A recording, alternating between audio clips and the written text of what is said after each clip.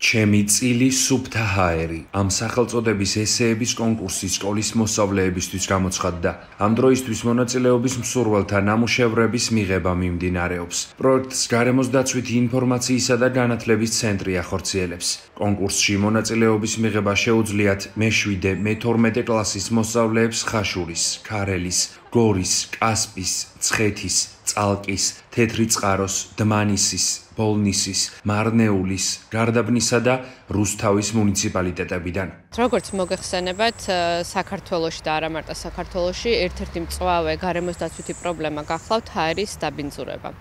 ამისათვის საქართველოში დაიწყო ევროპული პრაქტიკის განხორციელება და ქვეყანა დაიყო ზონებად და აგლომერაციად. ერთ-ერთი პირველი გეგმა, რომელიც შემუშავდა ჰაერის ხარისხის მართვის, გახლავთ ცენტრალური ზონისათვის 2003-2025 წლების გეგმა. ზუსტად ამ გეგმის ფარგლებში ჩვენ გარემოს დაცვითი ინფორმაციისა და განათლების ცენტრმა გამოაცხადა ესეების კონკურსი მე-7, მე-12 კლასის მოსწავლეებისათვის.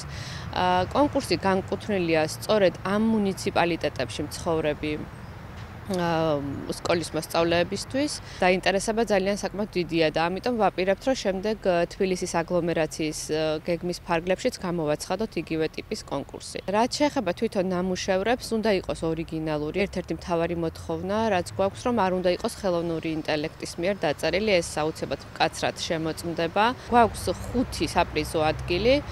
პირველი ადგილი დასაჩუქრდება ფულადი პრიზით, რაც იქნება 500 ლარის ექვივალენტის სასაჩუქრე ბარათი. გარემოს დაცვითი ინფორმაციისა და განათლების ცენტრი აღნიშნულ კონკურსში ჩართული არის ცნობიერების ამაღლების მიმართულებით.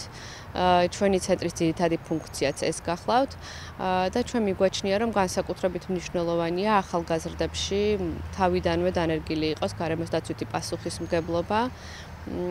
და სწორედ ამიტომ ეს კონკურსი განკუთვნილია სკოლის მოსწავლეებისათვის. შეგახსენებთ, რომ ნამუშევრების მიღება 11 ოქტომბრამდე გაგრძელდება. კონკურსის გამარჯვებულებს კი სპეციალური ჟიური გამოავლენს. მოსწავლეების დაჯილდოების ცერემონია ნოემბერში გაიმართება.